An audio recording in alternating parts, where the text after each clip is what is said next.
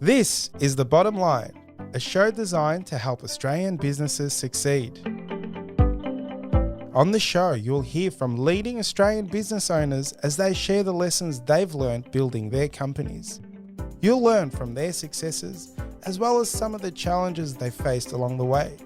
We also talk to experts from a range of fields who share specialised techniques you can use to improve your business.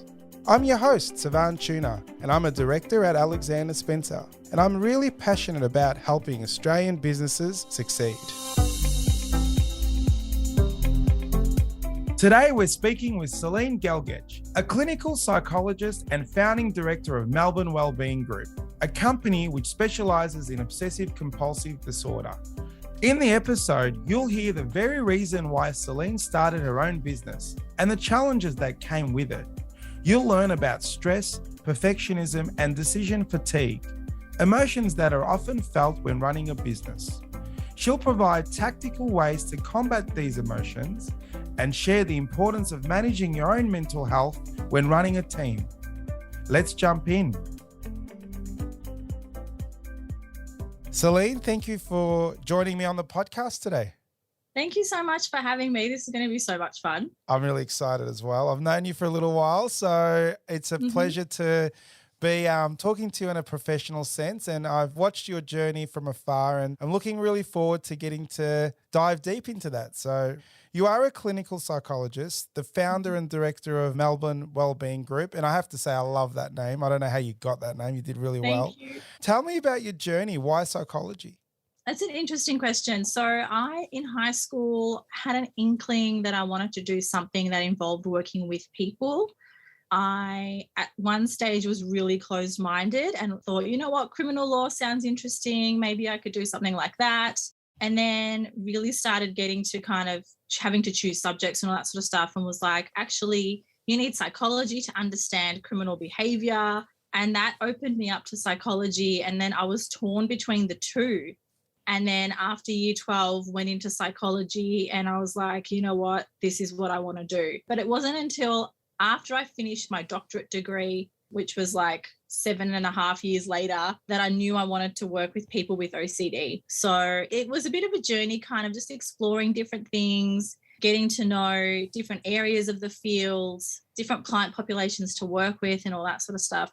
But I did know that I always wanted my own private practice. That's something I knew that I wanted to do from pretty early on. But I knew also that I didn't want to do it straight away. I wanted to get a bit more experience and all that kind of stuff, get a feel for what it's like working in a hospital and all that sort of thing as well, which is what I was able to do. So I was lucky enough to be able to do that. Worked in a different private practice for a little while, and then thought, okay, I'm ready to do this for myself. But it was a bit of a scary journey. Yeah, it is a scary journey. And I was going to ask you, obviously specialise in OCD. There's obviously a variety of different areas you could have specialised in. What drew you to OCD? I was working at the OCD inpatient unit at the Melbourne Clinic, which is a private psychiatric hospital here in Melbourne, located in Richmond. And that was my last placement working with them.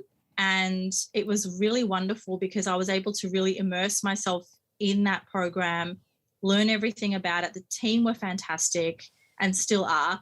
And I really enjoyed working in that field. And I was like, this is it. I think this is it. I just absolutely fell in love with it. And I was like, this is what I need to be doing. And I knew I also wanted to work with young people. So I was like, okay, if I focus on OCD, really build myself in that area, I can do that across the age range. So I was able to kind of fulfill my needs in terms of working with client population on that level as well, rather than trying to be a jack of all trades, if that makes sense. That's kind of what made me fall in love with that area. That's great. And when did you start Melbourne Wellbeing Group? I signed the lease for Melbourne Wellbeing Group in December 2012. So we're coming up to our 9th year at the end of this year. But we didn't start seeing clients till like February the following year. So I count that as our birthday, so to speak, if that makes sense. Because the first couple of months was just like fit out and all that sort of thing. So yeah, almost 9 years. So it's been a long time. When we first started, we were called Therapy 5HT. 5HT is the shorthand for serotonin. After about 3 or 4 years, we just did a rebrand. We kept our logo and stuff, but did a rebranding to make it a bit more in line with what we wanted to achieve for the company and for the clinic going forward. and with expansion and that sort of stuff too. So we were like, okay, we need a rebrand. So we managed to pull that off. And we weren't that big at that stage, so it was a bit easier to do as well. We were starting to think of things like direction and mission and aims and all that kind of thing. And that really helped us inform what we were going to do and why. It was a bit of a change. Like the mentality from starting the clinic to what it's like now has been such a learning curve. Everyone has that moment where they go into their own business. So what was the driver for you? Were you trying to solve a problem from a psychology delivery? Were you thinking you could do this better? You always wanted your own clinic. You mentioned that. But what drove you to start the business? Having parents have a retail store and growing up in business, I think it's just something that it felt natural to me. But like you said, I didn't quite know what that was going to look like. And while working at the inpatient unit, what I started to notice was this huge gap and a lack of advocacy for people with OCD in Australia, and a really huge misunderstanding, because it's often thrown around as an adjective. It's described as like this cutesy quirk that people can have, but people really don't understand the debilitating nature of having OCD and just how much it can impact people and families and loved ones. And so I was like, this is a huge gap, that there's so much work that can be done here. And so that's what fueled me to go into that area and to keep expanding that. And there's just so much that you can do. That was really the driving force. And it's obviously challenging to run a business. What were your biggest challenges with getting the business off the ground? Oh my God. So many things. Knowing my numbers, which is something you guys will be big on. I am not a maths person at all. It's probably why I married an accountant. And I know we've had like so many conversations where my husband will be like, you're running a business, you should know this stuff. And I'm like, yes, I should know this stuff, but I don't know this stuff, because at uni, we get trained as clinicians. We don't get trained in how to run a business. I'm a health clinician. That's what I am. I'm not a business person. I didn't do an MBA. I had to learn all this stuff out of uni, which is so hard. Like, you rely on people like your accountant. You rely on, if you've got a lawyer, to help you with drafting contracts and all that kind of stuff. They're professionals. You rely on them to help you, guide you through that process. But I think there's a huge responsibility on you as a business owner as well to do your own learning and to recognize where the gaps are in your knowledge, so that you can then follow that up with someone and fill those gaps and really expand your learning. And no, you don't have to do an MBA or some kind of business degree, but you can absolutely surround yourself with the people you need to help you learn. So yeah, the numbers, like I'm waffling a little bit now, but like numbers was my biggest challenge. Things like marketing and all that sort of stuff, I'm a pretty creative person and I always love doing those sorts of things. So that was easy for me. It was really just knowing the ins and outs of knowing your numbers. Sometimes continues to be a challenge. In those early stages, who were the business professionals that did help you the most? And did you find that during that phase, you could have, not you necessarily could do things better, but those professionals could have helped you better, or you could have sought better professionals at the time? Yeah, absolutely. I remember the first accountant I had, it was such a painful conversation for me to have to break up with that accountant. And I know I'm talking about it as though I was breaking up with a boyfriend or something, but like you have such a personal relationship with your accountant, right? Like they know the ins and outs of everything and they've become such a huge part of your life. And that was a difficult conversation because in terms of growing my business, I knew I was with the wrong person. I think that person that I was with served their purpose for when I was working as a solo practitioner in private practice. They were extremely helpful and fantastic. But in terms of growing to become a group private practice where I wanted to recruit other clinicians and that kind of stuff, I knew I needed more. So then I went shopping basically and looked to see if I could find a firm similar to yours in a sense where you provide the full package, where you've got a team that provides the full package in terms of not just helping you understand what you're looking at, but to help you project into the future, to help you grow as a business and to really understand what your needs are, to sit down with you and all that sort of stuff. So after making that hard decision, I haven't looked back. So that was one of the biggest things that was helpful. And if you had your time again, what would you do differently in those early stages? I think if I had my time again, I would not have waited so long to think about growth. Growth was something that scared me a lot. And I think it's because I was holding narratives from my own family when they were thinking about those things and they were worried and scared about it because it was foreign to them. I hung on to that narrative, but I think I hung on to it for too long. It's something that I absolutely could have probably done 3 or 4 years earlier. I wouldn't say I have a similar journey, but early in my career when I became a partner and even an accountant leading into partnership, I Mhm. was like, oh, it was like imposter syndrome where you're like, am I Yes. really gonna be this person? And Yeah. can I grow and be a really successful accountant? It's never been Mhm. done in my family, or I didn't come from a family that had businesses. But I'm like, didn't have a massively privileged life from an Yeah. education perspective, but Yeah. I had a similar journey. And I have to say, my wife was a big part of that. She actually supported me and said, no, you can achieve everything that you want. Yeah. And what you want was that. It was like, I want that, but I never thought I Yeah. could want that. And I think for me, I had a very similar journey. And until I Mhm. knew, no, we could do whatever we want. It was Absolutely. really interesting. And the Yeah. shackles comes off when you go, no, I Mhm. want it and I'm going to take it. So Yeah. it's really interesting you say that. And look, obviously, you mentioned that you're obviously a clinical professional Mhm. first. And if you could give advice to health professionals. So I was Mhm. trained as a business person. I did a commerce degree, and running a business and advising is quite easy. But our health professionals are important to society and Yeah. important to them building businesses to provide these services. What would you say to them that want to start their own business if you had to give them advice? One of the things I would say is don't hesitate to shop for, and I say shop for, look around for a really wonderful accounting firm. And don't be afraid to talk about what all your needs are and what you're thinking of. Allow yourself to dream big, allow yourself to let go of those shackles, to be able to go, okay, if this is what I want, if this is what I'm envisaging for myself, who is going to help me get there? And to have those open conversations, because some firms are more pricier than others and whatnot. Also, the quality of service that you're getting is so different. And that's the stuff that's worth investing in, because that's the stuff that's going to help you grow. Be mindful of where you invest, but also that's the stuff that's worth investing in, because that's the stuff that's going to keep on giving and is going to allow you to take those shackles off and to be able to reach those goals. And I'm not just saying that because you guys are an accounting firm running this podcast. I strongly believe that, like, that's your foundation. Without that, you won't really have much to go off. And we don't act for you. So you're obviously No, you don't. Just advocating. totally independent.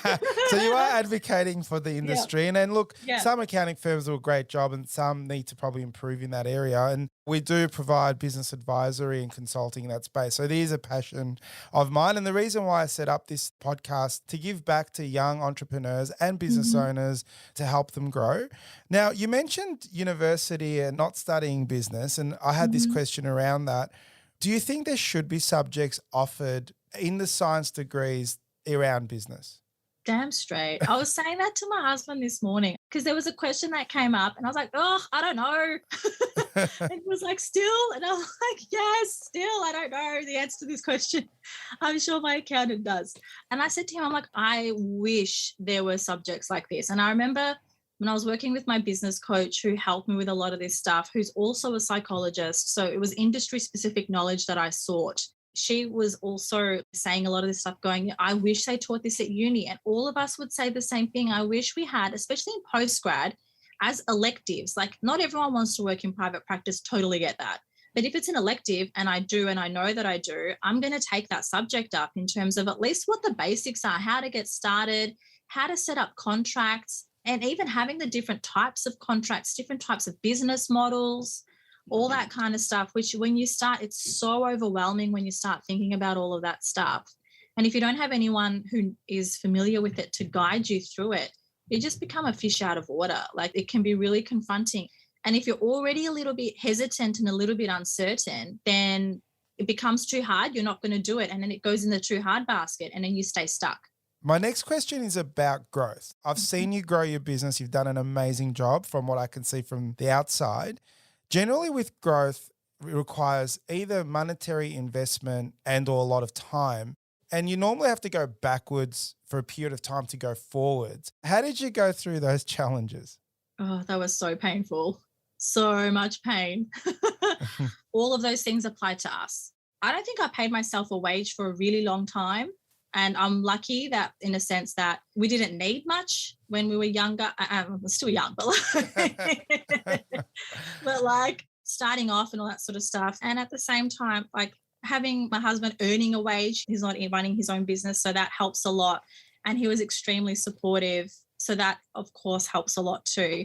So yeah, like there's financially, it becomes a struggle, but you know where you're going, right? And you kind of hang on to that hope in terms of focusing on that growth. And we did have to go backwards before we went forwards. Like we had expanded the team a little bit, and then like culturally in terms of team culture and stuff, we had to make adjustments because when I was talking to my associate director, we're having meetings and stuff in terms of where we want to go and what we want the practice to look like. Things just weren't fitting. So we had to make really difficult changes and go backwards in that way. Before we move forward again, those moments are so painful. Like you think to yourself, why did I do this? What am I doing? I don't even know what I'm doing. Who do I think I am? Like, you start experiencing so much stress and all of this kind of stuff, but you need to surround yourself with support. And it feels so lonely sometimes as a business owner. You could be going through some stuff as a business owner, but you also have to carry your team. You have to support them. You're there for them. They're calling on you all the time. As a healthcare worker, you also have your clients calling on you. So you're constantly giving, give. And yes, it's rewarding at the same time. I'm not complaining about that at all. But at the same time, you have to nurture your own self too. And so being mindful of how you look after your own health and your own stress levels and all that sort of stuff is really, really important. Well, you have beautifully introduced the next area that I want to talk about, which is stress management. You've had various areas of expertise, but I want to talk about that. Stress management is really important. You just beautifully explained why. And it's very commonly used, right? Can you just define what is stress? I'm going to use like the layman's terms. Yep. Stress is when your mind and body is experiencing pain. And not physical pain, like just difficulty, hardship, like when you're experiencing racing thoughts and you don't know what to do with them, or it's 3:00 in the morning and you're just still awake because you're trying to problem solve what you should have done, what you should have said, what you need to do the next day. When your body is feeling anxious, or you're feeling your heart racing, or you're kind of feeling there but not there, if that makes sense, almost like a dissociation. Like there's so many things that come under what does stress mean? And it can look so different to so many people. But stress is basically discomfort. Whenever we're feeling discomfort in our mind or in our body, we're feeling stressed. And is stress considered a medical condition like anxiety? Yes and no, in a sense that stress can cause a lot of physical conditions, right? Stress can cause anxiety, stress can cause physical pain, stress can cause lots of things.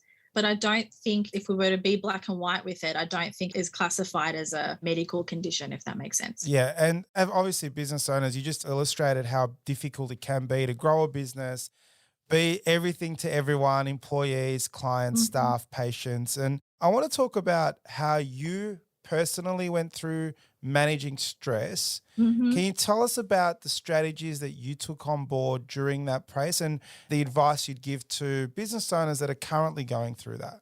One of the things that I thrive off and still helps me to this day is surrounding myself with people that I can talk to. And what does that look like? That looks like colleagues of mine who also have their own practices, where we catch up once a month and every quarter we go away for a weekend together, and we call them Get It Done retreats. So every quarter we'll go somewhere either interstate or locally, where we all take our to-do lists, and I think everyone can relate to this, the actual to-do list, not the to-do list that everything gets the to-do list that never actually you get to. Yeah. You're nodding because you know what I'm talking about, right? Yeah, I do. That to-do list, we take that with us and we spend 4 days of uninterrupted time where we just smash it out. And you're there with other business owners as well. So if you have a question, you can ask it and you troubleshoot together. And you just know that it's not a lonely experience anymore. And there's that camaraderie and checking in with each other. So talking to others who are in a similar situation to you and talking with them was one of the biggest things that helped me out. Spending time with family and friends is something that helps me recharge my batteries. So for you, it's about having to think about what's good for your soul, what helps you recharge your batteries. And so make sure that you tap into that. I also love reading fantasy fiction where I can just lose myself for a few hours. Think Game of Thrones, think Raymond Feist, all that kind of stuff, where I can just sit for half an hour, and I make sure I've got time for that every day before bed. So I'm like clearing my head, then making sure I get a good night's sleep. And I'm known to be a night owl. So yes, my good night's sleep isn't until like 1 a.m. But then I start my day a little bit later. So I know I'm still getting a good 7.5 hours of sleep, which is enough for me. So it's kind of learning how your body works, learning to know what you need and what your body needs, and working off that. So they're the things that I found really helpful. And as well as having a good team of people around you that you know you can trust and you can rely on. And that support is absolutely huge. Really good advice. I have that around me. I call them mentors. There's a few clients that probably, if they're listening to this, they'll know that they're one of those. I have about 4 or 5 mentors, and I find like-minded people or people that have actually ahead of me where they're either 10 years older than me or a partner in a practice. And I just talk to them I have scheduled catch-ups. I don't do the getaways, the get it done quarterly meetings, which is actually a really good idea. I think that's a really good one. But I think that having mentors is a really important part of a business journey. Yeah. So I spoke to our marketing manager earlier about that. So having a mentor and having someone outside of your inner circle to help you is really, really good. The other area I want to touch on is, and we see this with our clients, is perfectionism. So I don't know if you practice in this area or if even if it's considered a condition, but business owners love their business, their thing.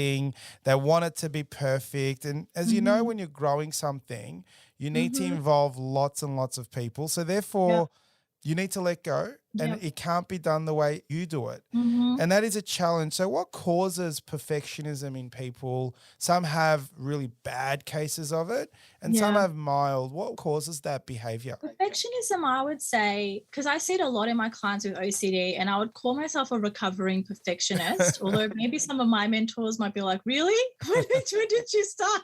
Because you never stop kidding. But absolutely. Like it really is almost like a personality trait where sometimes we can be rigid in our thinking, like we think a bit more black and white, or we like things in a certain way. We might not be as flexible. So we've got to learn some of this stuff like you said, learning to let go. What does learning to let go mean? Well, it means being flexible in your approach to something and being open to other ideas, being open to then thinking from work perspective, going, okay, if this is the outcome, doesn't matter what it looks like in terms of how we get there, as long as we get there. Because everyone does have a different way of doing something. Like, for example, in my instance, working in the area of OCD and marketing myself in that area, lots of people find out about you, but I'm only one person and there's only so many hours being a service business. There's only so many hours in a day that I can see people, right? Which means there's going to be a cap to the limit in the people that I see. But what I can do is share that knowledge with other clinicians, which is what I've done in my team. Passing on that knowledge doesn't mean that they're going to do it exactly the same way as me. They'll use the same knowledge as I do, but their style will be different. How they connect to a patient will be different. How they write their case notes might be different. How they explain a concept might be a bit different because their experiences are different. But it doesn't mean they're doing a different thing. They're doing the same therapy or the same form of therapy, but their way of doing it is different. And I think if you don't allow yourself to let go in that way, then growth becomes stunted. And at the same time, we have to allow our team members to flourish and to be their own person as well. When you let that go and you see that actually this is working, this is okay, then the shackles come off. And I think going back to what we were talking about earlier in terms of, that family narrative, I know some of that for me was like perfectionism was coming in on that, because I know my dad, for example, would often be like, well, no one's going to do it like I do. And I was like, well, yeah, of course they're not. But it doesn't mean that you can't do it. So I think for me, that narrative is something that I had to let go of, and I had to be really flexible with and start to not think so rigidly for my own self. And it's a real struggle. And so how can we deal with it? One of the ways of how we can deal with perfectionism, the first step is just being aware of it.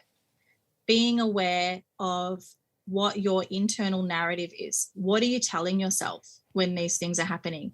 When someone is doing something and you get that internal feeling. Yeah. Yeah. Yeah. It's like checking that and going, okay, just sit with this for a second. Let this person finish, or let me see how it looks. And then we can talk about it together if it's totally off the mark. Because you might surprise yourself. You might be like, oh, actually, that's probably a more efficient way of doing it, or that's whatever else, right? So we lose these creative opportunities when we don't hold back and just notice what that internal narrative is and check the reaction, sit with that reaction, just kind of let it sit, even though it's uncomfortable, right? You're sitting there and you're in pain. You're like, oh my God. But you've got to hold on to that feeling and let the person do what they're doing, or your team do what they're doing, until you can see what the outcome's going to be, because it might be different. Yeah, and I find perfectionists always say, oh, it's too hard to give it to someone else. It's just easier if I do it.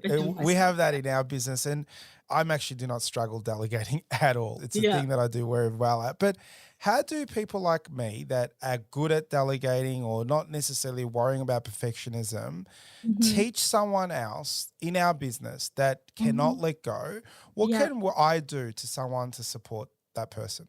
I would ask that person to choose something that doesn't have a massive consequence attached to it. Because a lot of the time, yes, sometimes it is easier to just do it yourself. And I have that thought pattern too sometimes, like, oh my God, it's just easier if I do this myself than tell this person to do it. But then you're always doing it. And then you become resentful because the time you wish that you had to work on your actual to-do list gets taken up by all this other stuff that other people can easily do.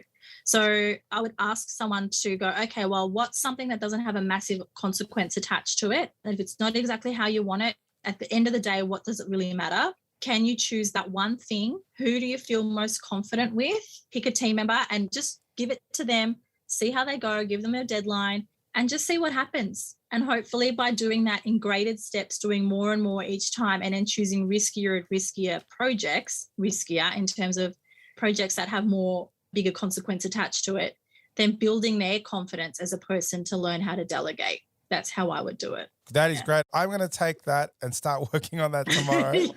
That's a really good advice. Hopefully it works for you. Because it is a challenge, because what happens generally in our industry, and probably many industries, is you go through the ranks and you become a technical expert in the thing that you do. So in my business, it's you start with doing tax returns, you become really proficient at it, and then you're told that you need to manage other people to do those tax returns. And they're like, oh, but they can't do it better than me. I just want to do it my way. And I've got lots of those people in my business as well as in administration. And it's something that is important, and you need to learn to teach that. And you've just given me and all our listeners a really good, insightful way of doing that. So I really take that on board.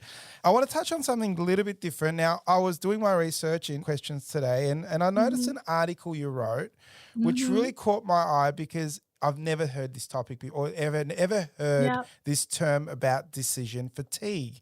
What's decision fatigue? Decision fatigue is feeling like you just don't have any more to give at the end of the day, in a sense of when you're at work and there are so many decisions that you're making throughout the day, and there are thousands of them. It's not just about what am I going to wear to work if you don't have a uniform.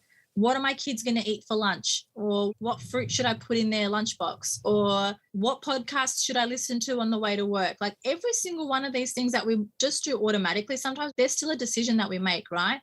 But we make so many of them. By the time we get to the end of the day, especially when you're a business owner or you're a manager or you're running a team, you get fatigued by that. Your brain's like, I've had enough of this.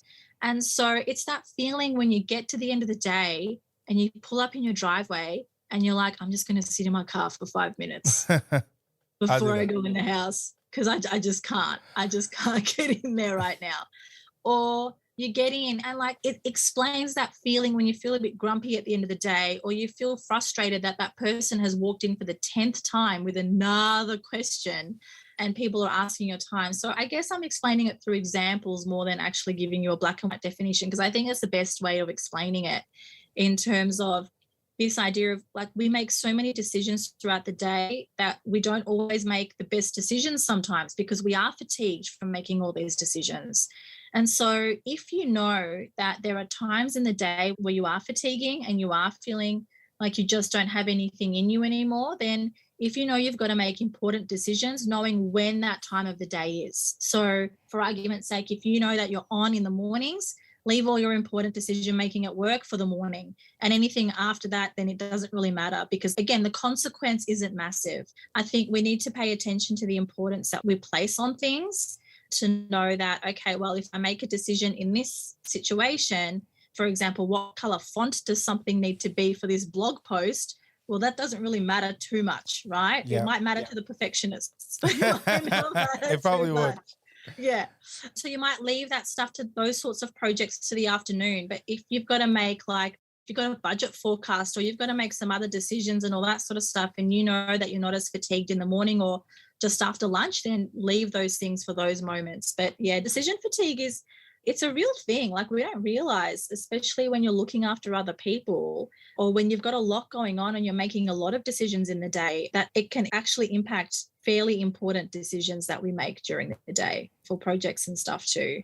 Yeah. And I have to say, for me, sometimes if I have a day like that and we go out to dinner and I have to pick what to eat at a restaurant, do you know what I do? I just wait till everyone else orders, and then I'm like, I'll have what she's having, because I just do not have the energy to do it. So I think you're right. I've never really thought of my tiredness at the end of the day as being decision fatigue. And sometimes I might not have a lot of consulting to do that day, but I've done a lot of sort of my own work where lots of decisions had to be made. And some of them can be really important. And I get home really tired, and that makes sense. So really good advice. I'm now going to change the partners meetings from 4 o'clock to 9 a.m. I don't know how that's going to go down, but that's good advice. You are still very early on in your business venture. So what's the horizon on for you? What's the horizon for Melbourne Wellbeing Group? We have got so many projects in the pipeline. So in terms of expansion, I'm not big on opening up a second location, because I think one is enough. Like, that's enough for me. But like, in a sense of like, we have kind of expanded our room capacity just to kind of fit more people in, but also to consider things like group therapy, which we've started doing for teenagers with OCD, which has been amazing, because there's no one anywhere really that does that at the minute, in Australia anyway, that we're aware of, or at least in Melbourne. And also for us at the minute, because we went through such a big growth phase, for us right now, it's about consolidating and making sure that we're running like a hopefully well-oiled machine in terms of systems, processes, procedures, all the fun stuff of business. Not really, but anyway, all the important stuff, all those sorts of things. So for us, we're just consolidating right now, making sure that the team's gelling, that we all know what we're doing, we're all on the same page, that we're all kind of building in confidence. And then the next couple of years, we hope to kind of still be under one roof, but move to slightly bigger premises so we can offer different things. So that's kind of where we're at, but we're in a consolidation phase right now, which I think is really important before you take that next step. Yeah, agree with that. Great advice for those that gave you that, because you find in a growing business that if you keep growing year on year really fast and you don't consolidate, you can actually come off on the other side a poorer business, and it can go backwards. So good luck with the consolidation phase. Thank you. I wish you all the best with that. I did hear a rumor. Is there a podcast series maybe being launched? Yes, there is. We just had our meeting yesterday. It should be coming out hopefully in early 2022. Yes. 22. Are we up to 22? We are getting there. It's been a blur the last 18 months. So, oh my gosh, yeah. So look forward to that. Celin, thank you so much for taking the time out of your day and joining me on this episode. We took so many takeaways from your experience, not only in business, but in your expertise. So I want to thank you once again. Thank you so much for having me. It's been an absolute pleasure. Thank you, Celin. This is The Bottom Line, a show designed to help Australian businesses succeed. This podcast was produced by accountancy firm Alexander Spencer. At Alexander Spencer, we've been helping business owners realise their goals since 1952, and we play a pivotal role in developing, implementing, and supervising the business goals and strategies of our clients. To find out how we can help your business succeed, head to our website, alexanderspencer.com.au. To make sure you don't miss an episode of The Bottom Line, be sure to subscribe to or follow the show in your podcast app. And while you're there, leave us a 5-star review It really helps others find the show. I'm Savan Tuna, and we'll be back next episode with more tips to help you transform your business. And that's the bottom line.